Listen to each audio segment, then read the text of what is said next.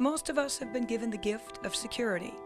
As kids, we ran, played, caught butterflies, skinned our knees, knowing always there was a safe place called home at the end of each of our adventures. Many of us had mothers, fathers, aunts and uncles, family, ready to scoop us up, wipe our tears, and show us the love and kindness that all kids deserve.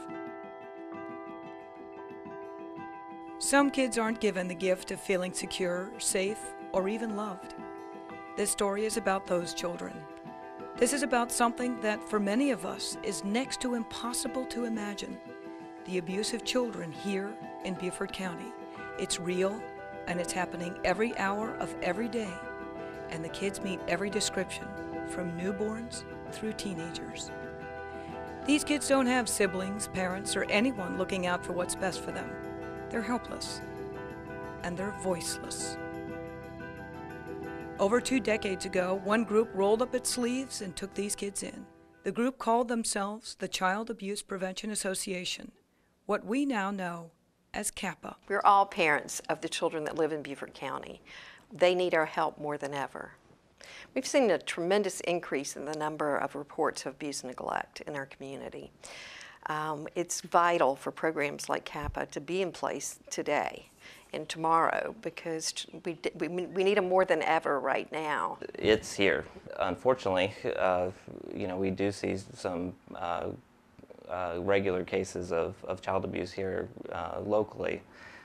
There's probably some that go under our radar as well, especially neglect and mental abuse, because that isn't always obvious when you're seeing a child in the office. Just a few facts about our home here in Beaufort County. 1 in 3 girls will be a victim of child abuse before she's 18. 1 in 5 boys will be. Each year, our county sees 300 pregnancies in girls between the ages of 10 and 19.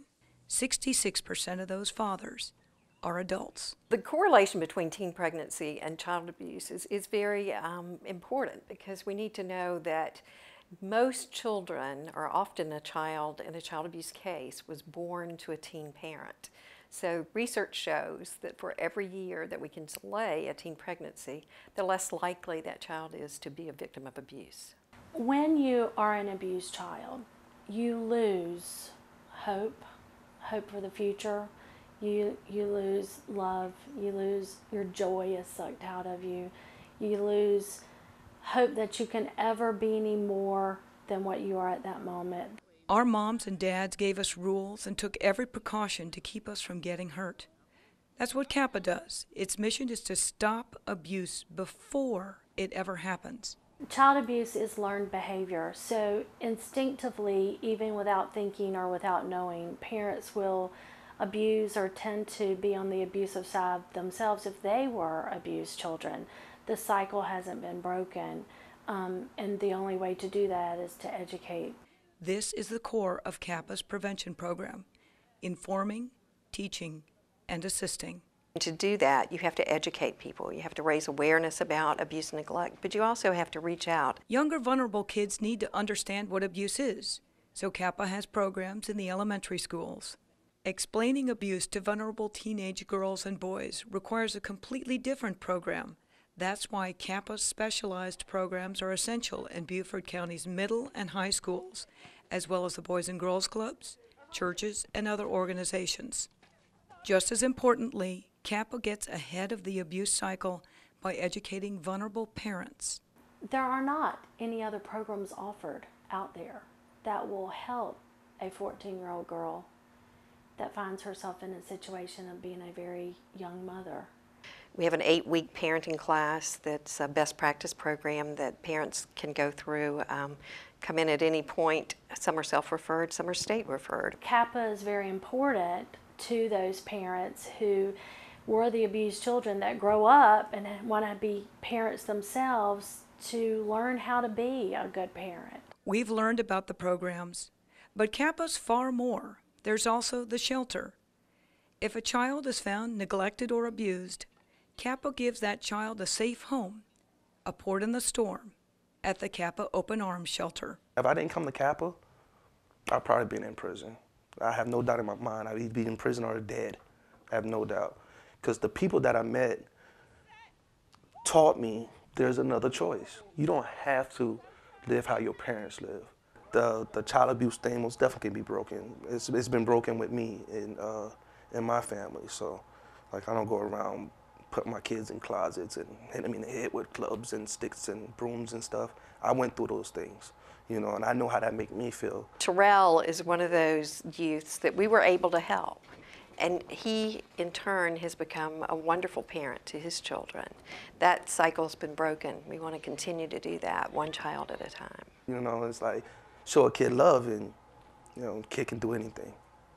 There's no way to know how many children have been changed, even saved by CAPA's programs.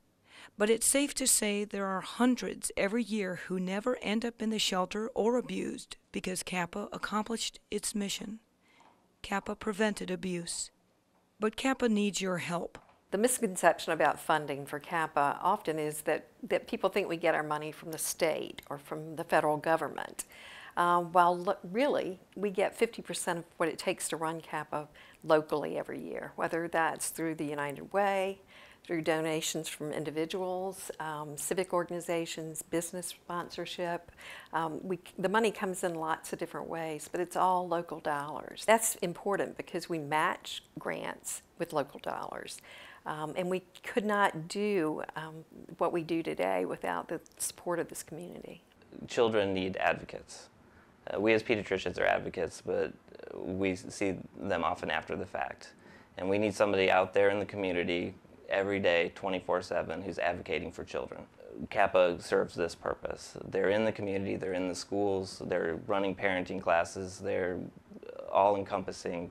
Kids are resilient. Kids bounce back much faster than adults do.